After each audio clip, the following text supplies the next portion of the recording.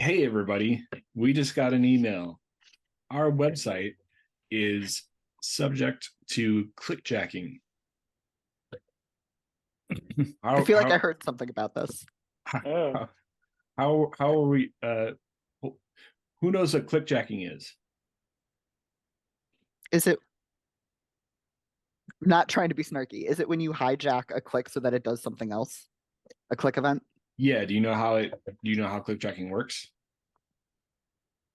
Throwing in an additional event listener that somehow interrupts the original one? Close, but what this email told us, and they linked to some helpful resources, is they said that they're able to include our website in an iframe, and so is they arguably can insert a layer over everything that our website does.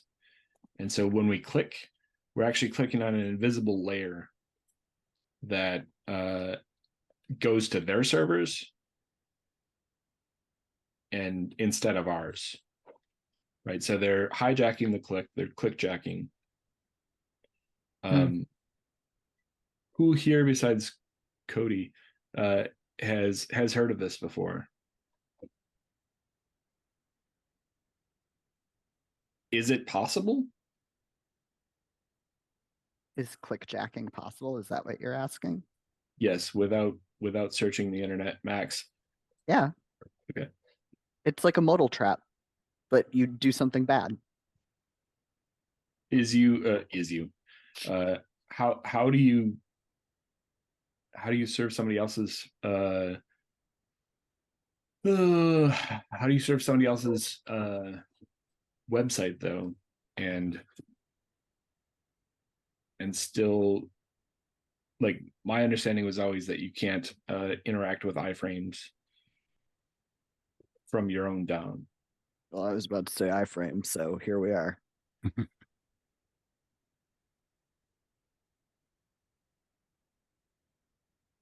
Do you have thoughts, Casey? I only ask because you raised your hand. Uh, well, I think you can interact with iframes. I don't know to what extent off the top of my head, but there's definitely communication that can pass between them. I mean, like uh they're pitched as like, oh, it's separate, but I think there's there is a bridge. Yeah, if there Okay. wasn't, how would you interact with like Stripe? Like a Stripe integration in an iframe would be useless if you couldn't interact with it.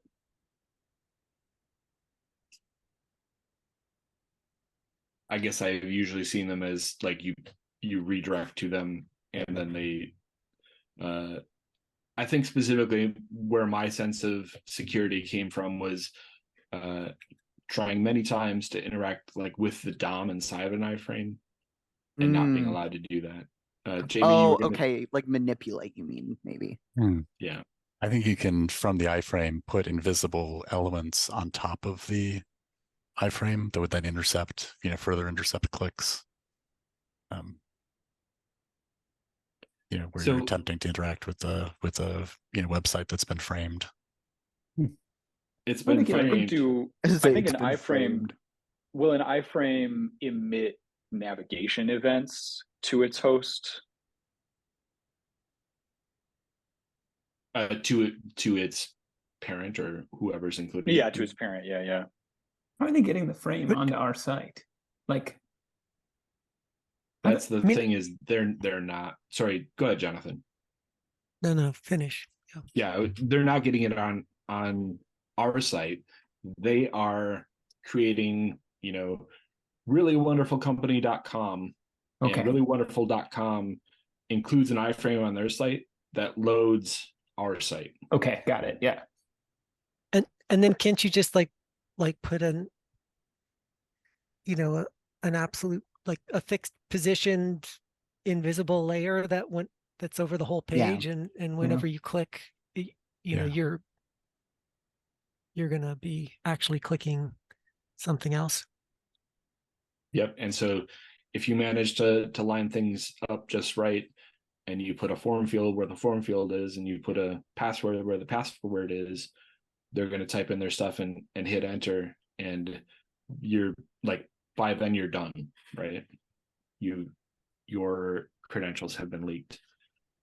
Now I want to try this. Is That I anyone don't- else thinking that? That I'm I'm not thinking that. sure. You get kicked off a Oh. Cloudflare for doing this. Well, yeah. It- Try it actually, locally. you know what I overcomplicated it. Like, you don't have to line anything up. That layer, all it has to do is track your keystrokes. Hmm. Oh yeah, it's even easier. Can you It's track? even easier. Can you track keystrokes on a password? It's Yeah, not a just track password, the though. value. Like, can you track keystrokes on an HTML page, period? Yes or no? Mhm. Yes. And so if you load a blank document with an overlay over everything else, But in it, yeah, go But ahead. if you're, I mean, if you're inside the input, I mean, I don't think you could get inside the input. You don't have to. You don't need to. No. So Yeah. you could take like a mutation observer and throw it on the root element and Oh, just tell it to track inputs and attribute changes and then focus sure. on value. Yeah, And especially then 'cause like you those- would like overlay like, little, those stars to represent, You don't need to. So it's literally just a thing that runs in the background and just observes. And it would be like, oh, boop, an input had its value changed. And then you can be like, oh yeah, tell me about it. And you'd be like, oh, here's the value. but Oh yeah. I'm wondering if you can you actually get the value out of a password field? That seems like a security breach. So I think you're overthinking it, Jonathan. The issue is that we take a site, and all our site says is include this malicious script that captures your keystrokes, right? So anytime I press J, I could use it to scroll the page down, or I could just record the fact that you hit J. And if it's JIM@bifflaggard.com, oh, well, that's interesting. And then what's this character, Hunter2, that comes right after that? That's probably the password.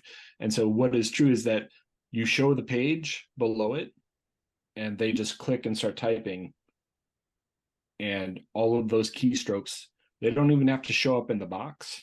And you could argue that people might not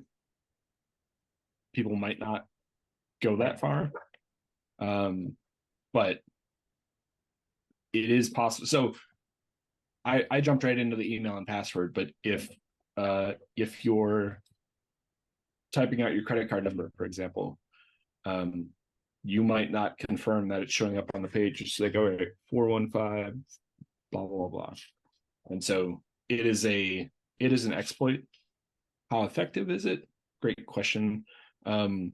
What if instead of having a form field that you're filling out, what if they just laid it over, and then you click on sign in and it takes you to a page that just looks an awful lot like the sign in page for the other site? So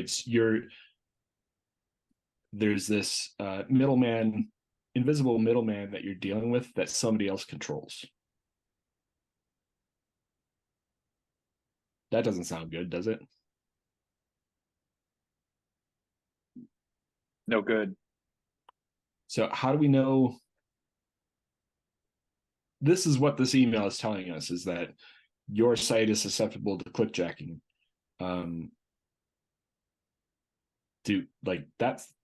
That sounds ridiculous until I like, it didn't sound correct to you, Jonathan, right? And so how do we know? Let's just get Amanda up to speed. Your website's been hacked. So we got an email saying that. How'd you get my email? We got an email saying that, you remember that document that I had you sign yesterday? No, kidding. We got an email saying that that our website, which is fictitious website, whatever, is susceptible to clickjacking, and that people can capture passwords, credit card numbers, any activity on our website if they want to. And so what we figured out is that clickjacking is a real thing, and that what we understand is that they load up from their site. They have a page that just has some malicious JavaScript at the top that tracks all of our actions and all of the keys that we press and whatnot. So even though it might not fill in the box for email, we're going to start typing our email and it can capture all the keystrokes, right? So that's the claim. Is that accurate? Is that real? How do we know? And then how do we know whether our site is susceptible to it? Shouldn't we be setting like the X-frame options HTTP header? That's a good guess. Damn it. Well, Like we should be blocking websites from being able to load our Right. site as an iframe. Yeah, there's a content security HTTP header that will prevent that as well.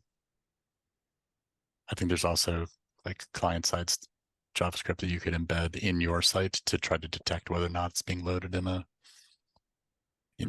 if there's a parent, window in from the current window, and set that to redirect back to your site.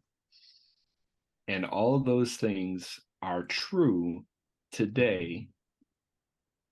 Is everybody working on brand new applications, greenfield applications, the latest, greatest frameworks? Or is No. anybody working on, say, a Rails 4 application? Cody's like, how dare. Yeah. And so You'll see. how do we know whether these things are possible or whether we're susceptible, etc. So checking out the OWASP site, if you're not familiar, let me just bring that up. Oh, they've got lots of ostensibly helpful things. Thank you, JB.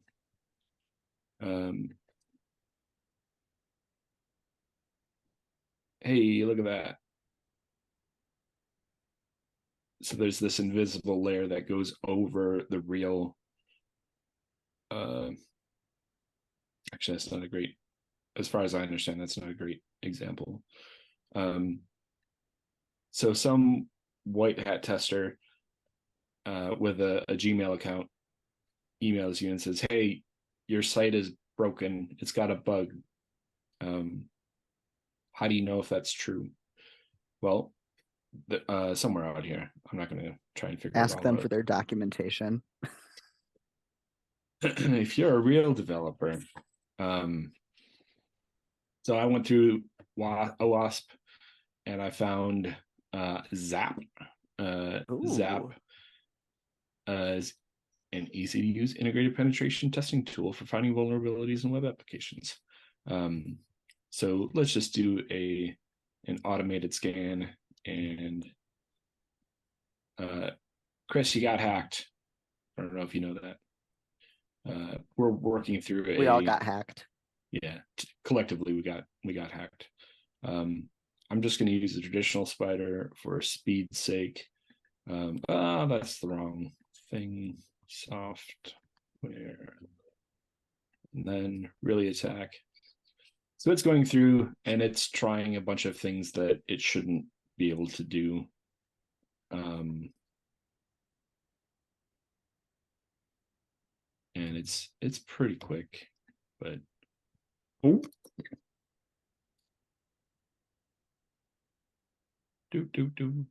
usually it's pretty quick. All my homies love Java Swing GUIs. Who doesn't? The classics. I really would rather have a self-hosted version of this. Oh, that doesn't look like Firefox is trying to install a new helper tool. Oh, you got hacked now.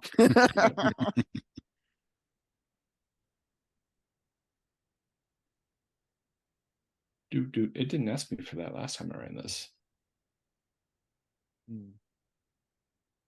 First time's free. It was a test. Hopefully I passed.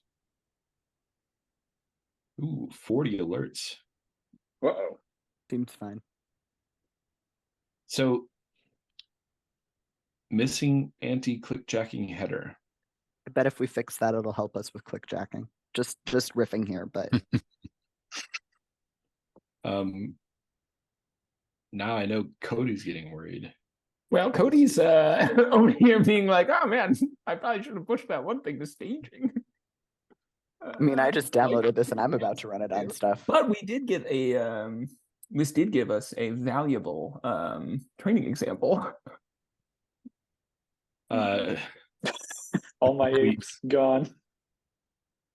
And I'm blind. So hidden files were found. There's lots of interesting things out here. A sensitive file was determined to be accessible. .hg. Is that like Mercury? Is that mercurial? Yeah, mercurial. Mercurial? Yeah. What? I have no idea why that's Incredible there. news. Let's just pop in real quick.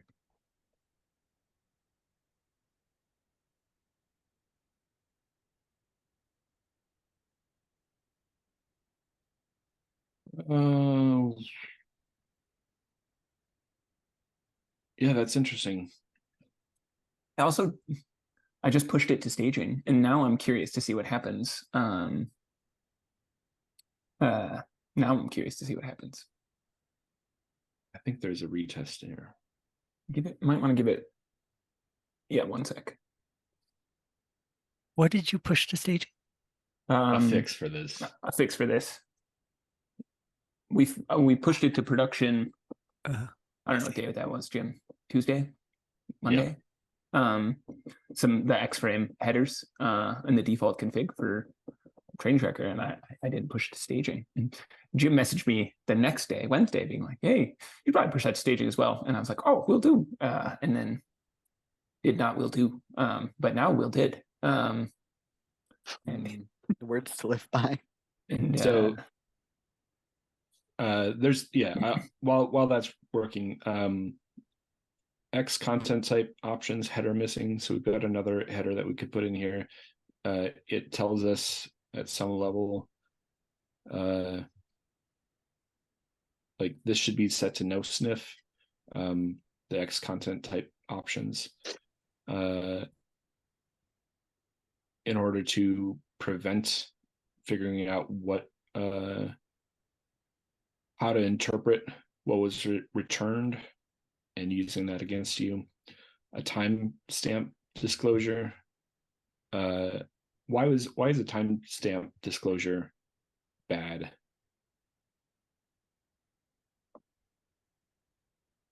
Anybody know? There's a thing called a timing attack that you can do. Oh yeah. So any examples of how that timing attack could be used? I'm trying to remember. I know the term, but I don't remember what specifically you can do with it. The example I learned was RA hashing passwords and stuff. So if someone is trying to log in, and if you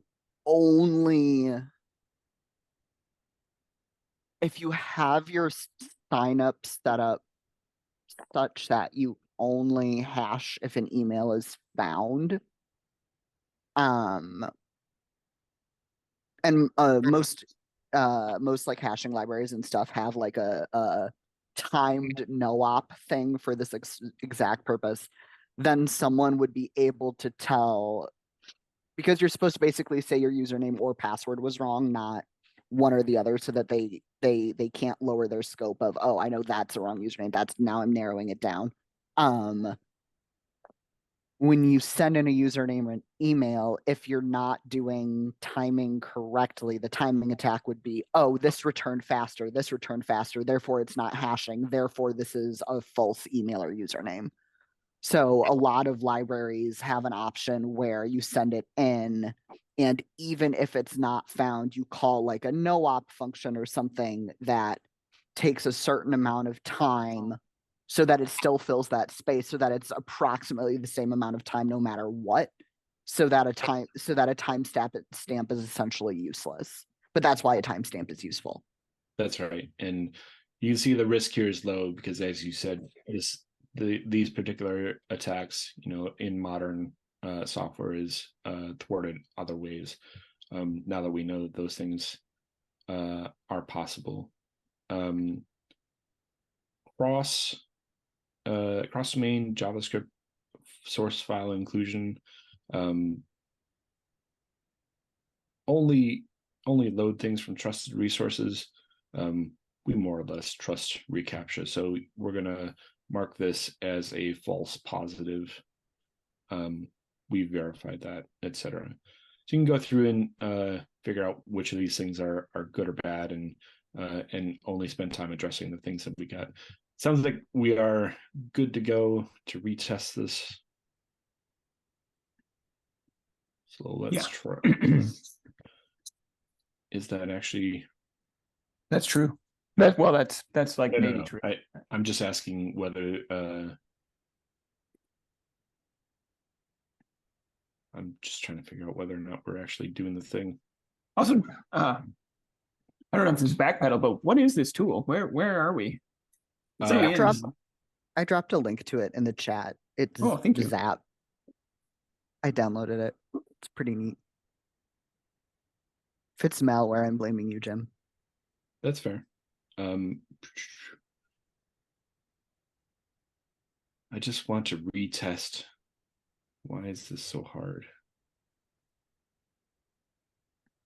Active scan. Stop. Nope. Wait me. Quick start. Where do you see quick start? Up by request response, sort of. No quick start. Yeah. You mean the place where I started initially? I saw red circles. I don't like red circles.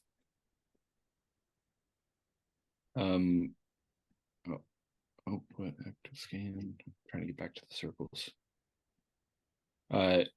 It's just saying that they're out of scope. That's not going to look good then. Because we're testing ours. Literally, they are probably fine.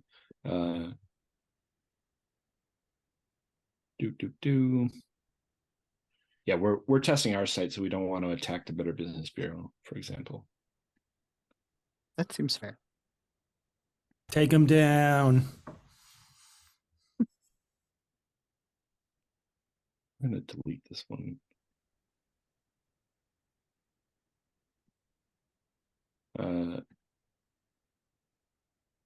Come on, little guy.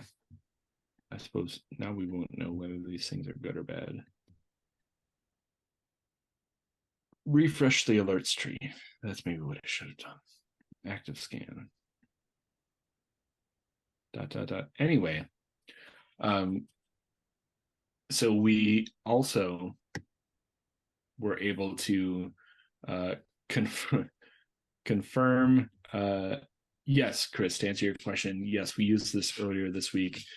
After we got an email saying that our site was susceptible to clickjacking, we ran this and did some research and figured out, oh yeah, it turns out that's not good, and we should, just put in this header and prevent that from being a problem for us.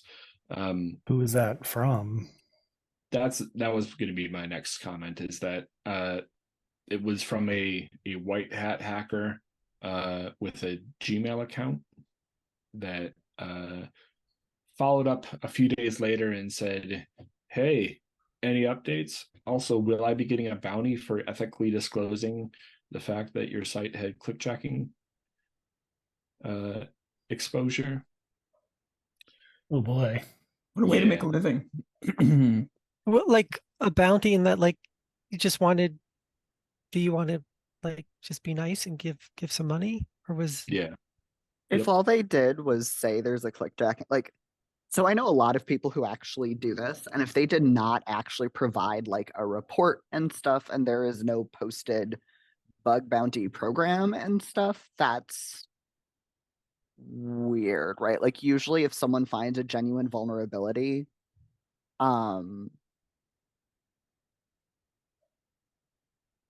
something like clickjacking is like be like, hey, you're susceptible to clickjacking, Mhm. FYI.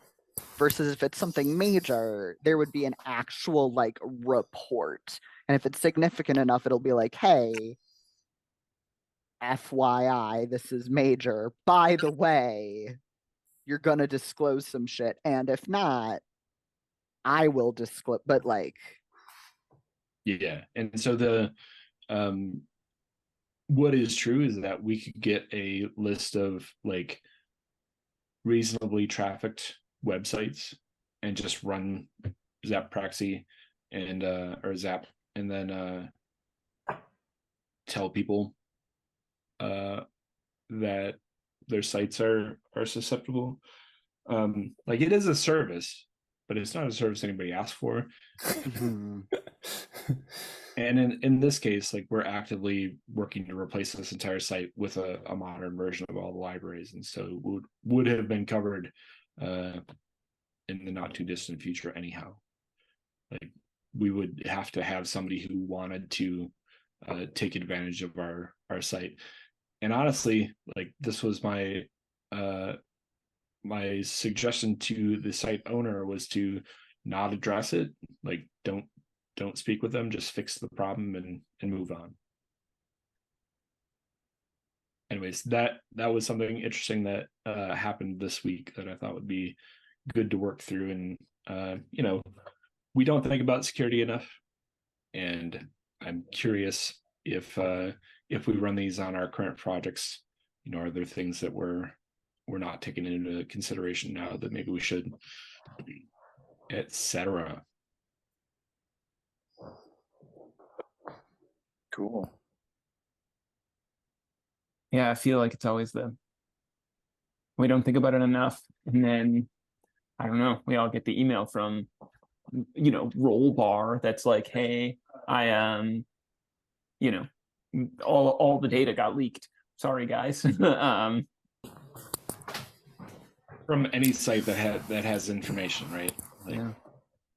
I want to add like a /admin.php page just on our, any Ruby site or whatever that just takes like hours to load. honeypot. I mean, Yeah, that'd be fun. it's just a busy loop. It prints one character forever. JB, were you gonna say something? No, I was just thinking about how different, we're used to thinking about helping our users and developing features to get work done, and security is the opposite of that. You got to think about how to take somebody hostile and prevent them from doing something or making it too expensive to do something. Just a totally different mindset. Yeah, I think one thing, like I said at the beginning of this, I would love to like have these same tools available to us and run periodically on a schedule that we define in an automated way, similar to we use Kuma for uptime notification. Let me just bring that up in case folks are not familiar with it. This is just a heartbeat. It can do a little bit more than that, but for all of the things that we have, we keep track of some of our clients' projects just to make sure that those things are staying up. And then we have also got QA and user acceptance testing things. So this is just going out, checking every 60 seconds. We could let's take one that we care less about, like IT tools, which is more or less just a static site. We set the interval rate. We tell it how many times to retry, resend the notification if it's down a number of times consecutively. You can ignore certain things and send headers, yada yada yada, and then it notifies us in Slack. 1 second. Make sure that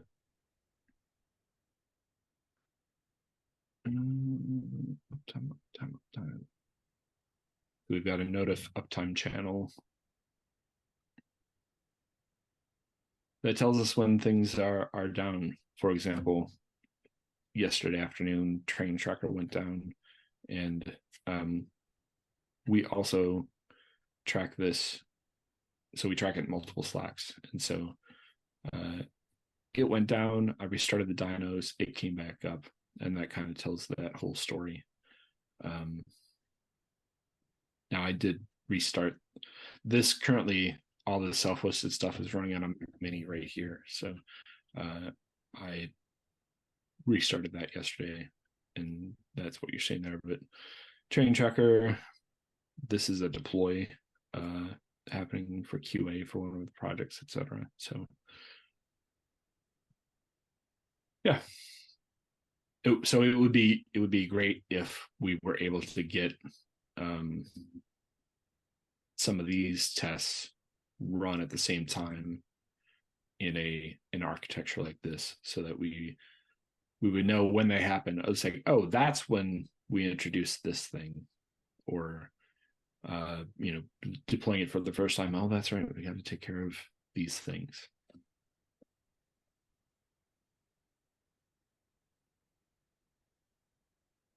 This is a little bit of a tangent, but can I show off the app that my team makes at work? Please. It's very closely related to this.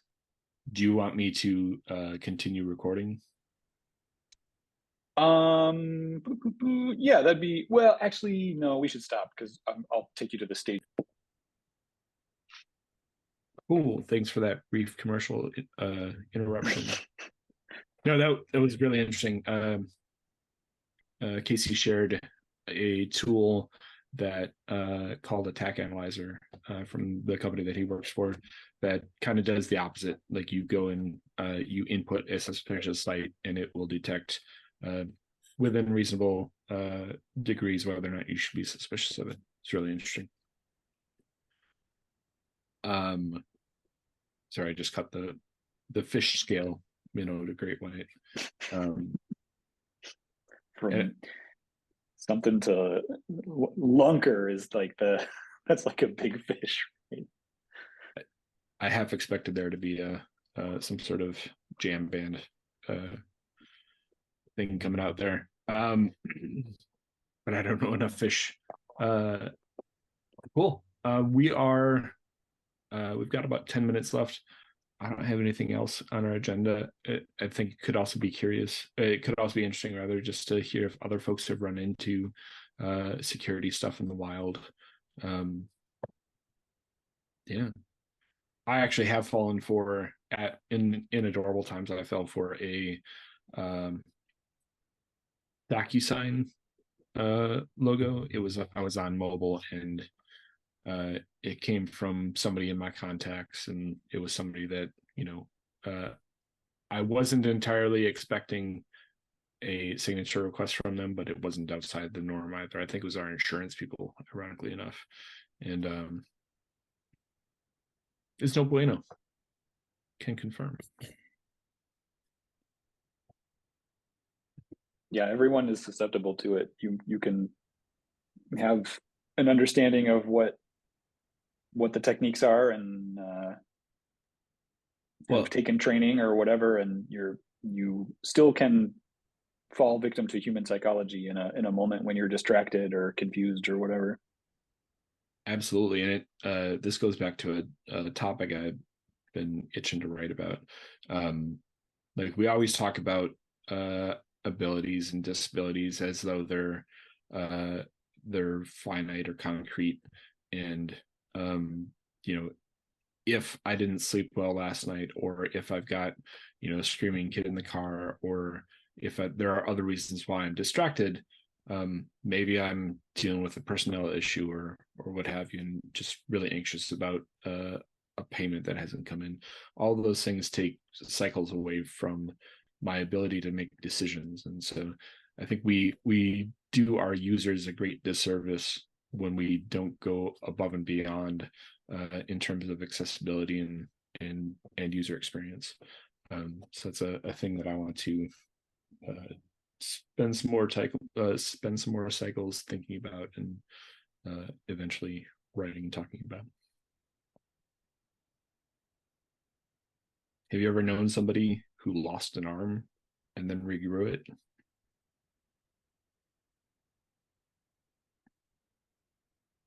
Right, like parents do this all the time. They're dealing with everything with a kid in their arm, so they don't have access to use their appendage. Kid gets set down, and then now I'm back to being able-bodied. So make sure your domain name only uses keys from the left side of the keyboard. Use some sort of directionist, like. What if I pick up my kid with that arm? Yeah, exactly. Sorry, your my website's not for you then. Talk like that'll get you canceled, Casey. The left hand. It's true. Oh man, did you guys see the Duke University libraries? Hold on, I'll post a link. Just speaking of being canceled, hold on. Not to dredge up old drama, but the Duke University library system is canceling their Basecamp. I guess they were big Basecamp users, and they're canceling their account at the end of this billing cycle. And they wrote a big thing about why, and it's a lot to do with disagreeing pretty strongly with some of the public statements of Basecamp founders. It's a very spicy post. I'm not here to litigate the specifics of it, but it's a fun read regardless of how you wind up feeling about its conclusions. Casey with the takes. Yeah, just reposting takes today, not sharing my own.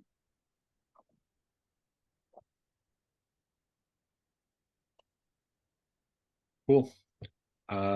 Anybody else have anything? All right. Happy Friday. Go out, do great things, or stay home, do great things, whatever.